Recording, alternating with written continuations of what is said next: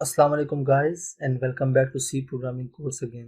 सो guys, पिछली video में हमने आईडी इंस्टॉल की थी और एक हमने छोटा सा कोड लिखा था और हमने उस कोड को एक्सप्लेन नहीं किया था। तो आज हम जानेंगे सी के बेसिक प्रोग्राम स्ट्रक्चर के बारे में कि वो उसमें कौन से पार्ट्स शामिल होते हैं प्रोग्राम स्ट्रक्चर के अंदर। तो जो प्रोग्राम स्ट्रक्चर होता है वो एक फॉर्मेट होता है राइटिंग अ प्रोग्राम।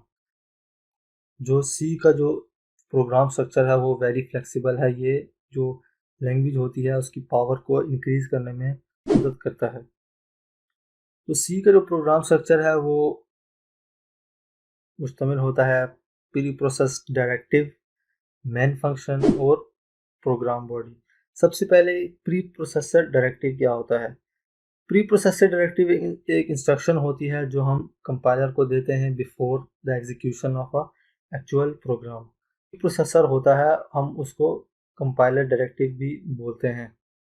जो प्री प्रोसेसर डायरेक्टिव होता है वो हैश के साइन से शुरू होता है, जैसे कि इस जो हमारे सामने कोड है इसके अंदर जो प्री प्रोसेसर है वो इंक्लूड प्री प्रोसेसर है, ये वाला। तो इंक्लूड प्री प्रोसेसर डायरेक्टिव जो होता है वो हेडर फाइल्स को इंक्लूड करने के लिए काम होता है। उसका जो बेसिक सिंटैक्स होता है वो ये सिंटैक्स होता है, इंक्लूड हैशटैग इंक्लूड, फिर अगेन लेस देन का साइन लगा के जो बीच में हेडर फाइल।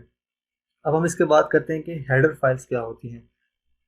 हेडर फाइल्स वो वाली फाइल्स होती हैं जो स्टैंडर्ड लाइब्रेरी फंक्शंस होते हैं डिफरेंट टास्क परफॉर्म करने के लिए।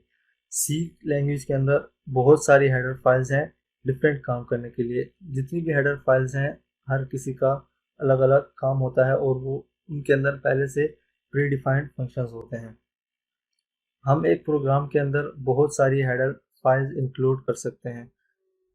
जो हेडर फाइल होती है वो हमेशा मेन फंक्शन के बाहर, यहाँ मेन फंक्शन के ऊपर हमेशा इंक्लूड की जाती है। इसका जो बेसिक सेंटेंस होता है वो होता है इंक्लूड के बाद लेस देन साइन, फिर जो हमने हेडर फाइल इंक्लूड करनी है उसका नाम, और फिर ग्रेटर देन का साइन लगा के इसको कर देते हैं और हम इसके एंड पे सेमीकोलन नहीं लगाते। फिर उसके बाद हम बात करते हैं ये वाला मेन फंक्शन कि मेन फंक्शन क्या होता है। जो मेन फंक्शन है ये स्टैंडर्ड स्टार्टिंग पॉइंट है सी प्रोग्रामिंग लैंग्वेज का। जब भी हमारा प्रोग्राम रन करता है, जब हम यहाँ बिल्ड के ऊपर रन करते हैं तो जो हमारा कंट्रोल होता है वो मेन फंक्शन के अंदर होता है और हमारा जो प्रोग्राम है वो स्टेटमेंट बाय स्टेटमेंट एग्जीक्यूट होना शुरू हो जाता है। जैसे इस केस में जब हमारा प्रोग्राम रन होगा तो वो सबसे पहले इंक्लूड चेक करेगा कि हाँ मुझे फाइल इंक्लूड करनी है stdio.h के नाम से। फिर वो इस फाइल को इंक्लूड करने के बाद आगे आएगा, वो देखेगा कि यहाँ पे मेन फंक्शन कॉल हो रहा है, फिर वो मेन फंक्शन देखेगा, फिर वो मेन फंक्शन के अंदर जाएगा। फिर यहाँ सबसे पहले स्टेटमेंट है प्रिंट एफ हेलो वर्ल्ड, फिर वो इस स्टेटमेंट को देखेगा, फिर इस स्टेटमेंट को रन करके हमें स्क्रीन के ऊपर आउटपुट शो करवाएगा।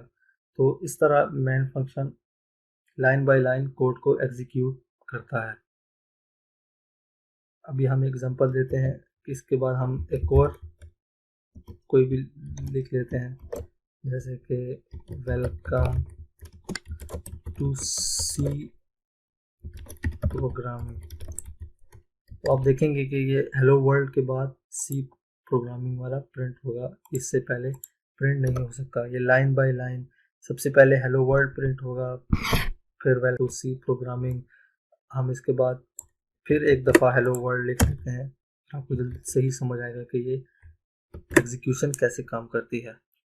हम इसको यहाँ से भी रन कर सकते हैं, ये बिल्ड एंड रन, यहाँ जाने से बेहतर है हम यहाँ से इसको रन कर लें। हम इसको रन करते हैं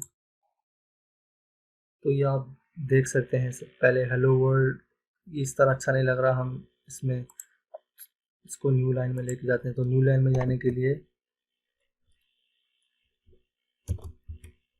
/n फिर भी, और यहाँ भी हम करेंगे तो ये नेक्स्ट लाइन में प्रिंट कराएगा। हम आगे जाके पढ़ेंगे ये क्या होता है। तो ये देखिए अब ये नेक्स्ट लाइन में प्रिंट हो रहा है। तो सी का प्रोग्राम इस तरह एग्जीक्यूट होता है, मैन फंक्शन के अंदर सारा कंट्रोल आ जाता है जब हम इसको रन करते हैं, फिर उसको वो लाइन बाय लाइन एग्जीक्यूट करता है।